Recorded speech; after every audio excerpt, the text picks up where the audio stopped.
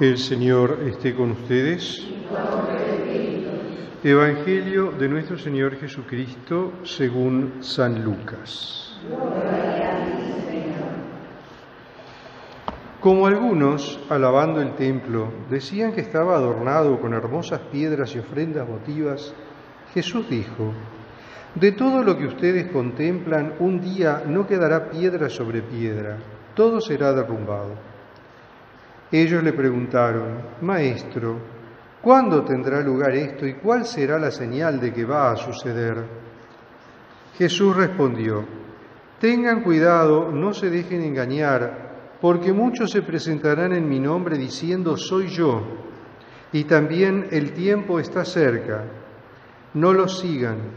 Cuando oigan hablar de guerras y revoluciones, no se alarmen. Es necesario que todo esto ocurra antes, pero no llegará tan pronto el fin. Después les dijo: se levantará nación contra nación, reino contra reino. Habrá grandes terremotos, peste y hambre en muchas partes. Se verán también fenómenos aterradores y grandes señales en el cielo. Pero antes de todo esto, los detendrán, los perseguirán, los entregarán a las sinagogas y serán encarcelados. Los llevarán ante reyes y gobernadores a causa de mi nombre, y esto les sucederá para que puedan dar testimonio de mí. Tengan bien presente que no deberán preparar su defensa, porque yo mismo les daré a conocer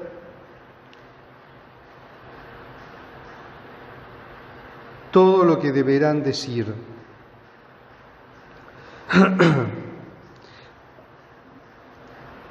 La elocuencia y la sabiduría que tendrán no la tendrá ninguno de sus adversarios, ni nadie los podrá resistir ni contradecir.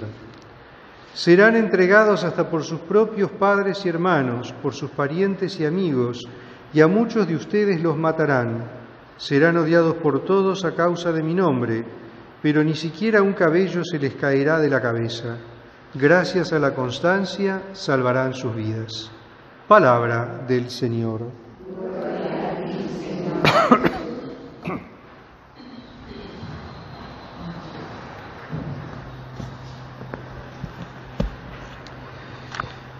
Este texto que acabamos de compartir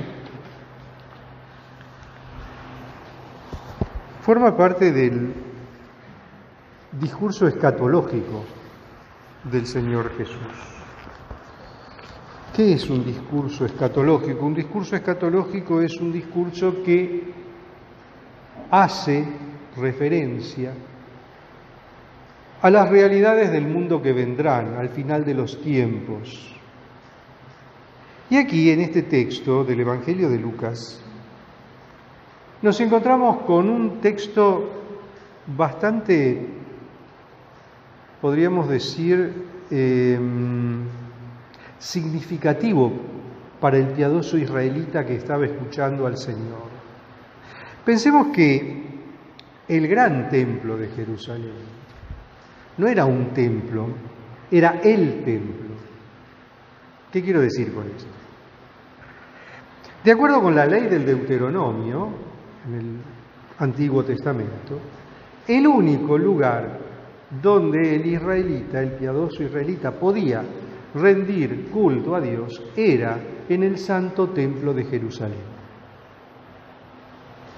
Esta teología deuteronomista que estableció el templo único y el templo de Jerusalén no era universalmente aceptada. Había grupos de israelitas que no lo aceptaban, como por ejemplo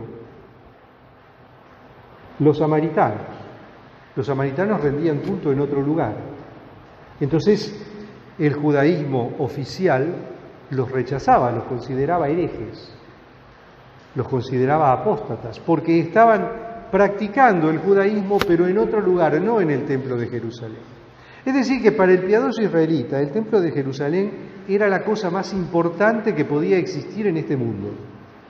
Ese templo estaba edificado en la zona más alta de la ciudad de Jerusalén, en el Cerro Moira, y ahí donde había sido construido por primera vez en tiempos del rey Salomón, el templo había perdurado hasta que los babilonios lo destruyen y luego es reconstruido.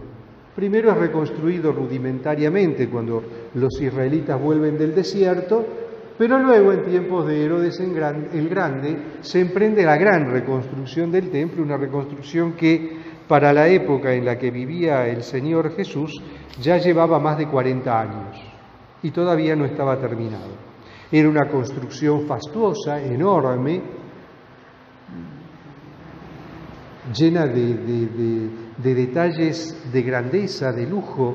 Todo lo que el pueblo de Dios le ofrecía a su Dios estaba en ese templo, estaba en esa construcción.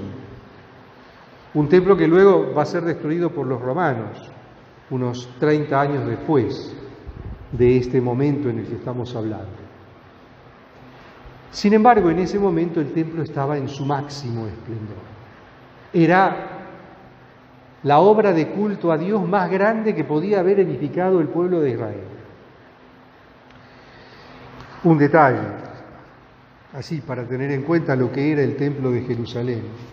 Cuando el templo de Jerusalén fue destruido en el año 70 de nuestra era por las tropas romanas, en el Medio Oriente el precio del oro bajó a la mitad,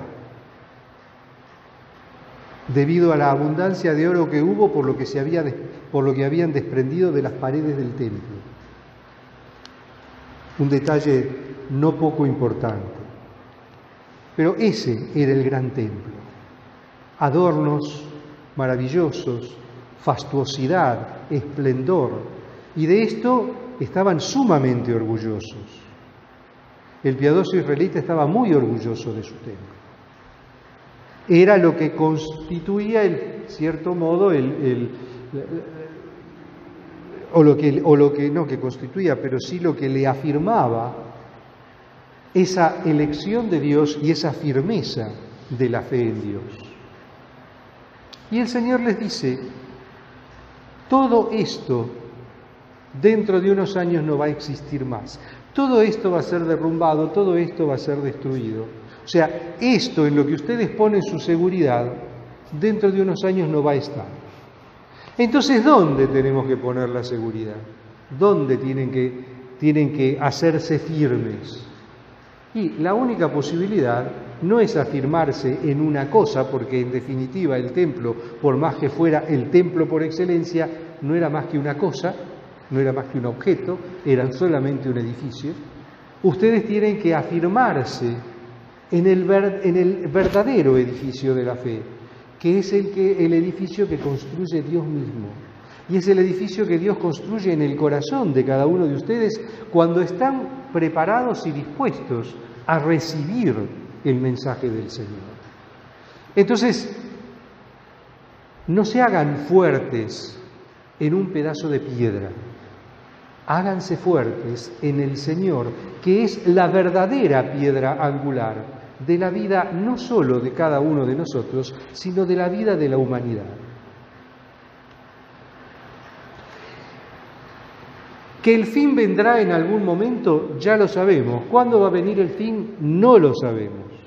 El día y la hora solo es conocido por Dios.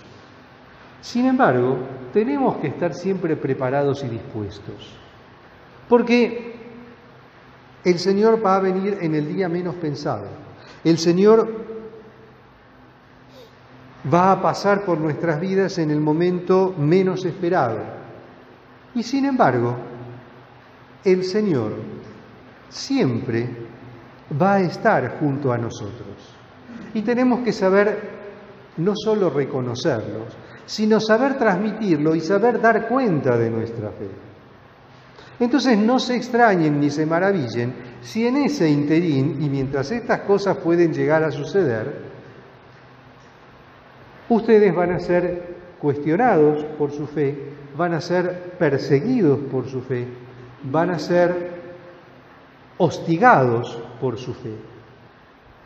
Pero no tengan miedo, porque en definitiva el Señor va a ser el que los va a defender y el Señor va a ser el que les va a dar los argumentos que nadie va a poder rebatir.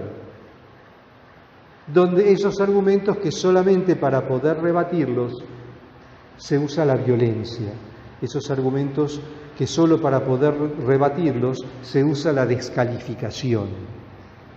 Cualquier parecido con alguna realidad que ustedes conozcan en nuestro mundo de hoy es mera coincidencia. Pero es así.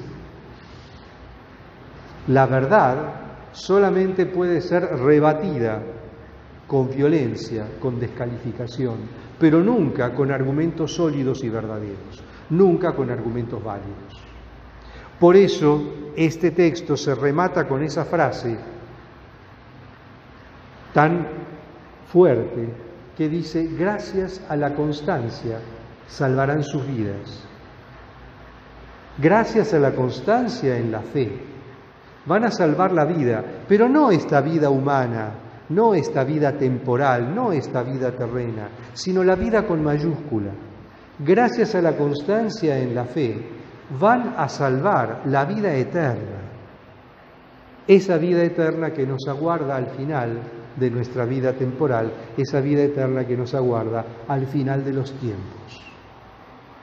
No pongamos nuestra fe, no pongamos nuestra esperanza, no pongamos nuestro amor, no pongamos nuestras seguridades en las cosas.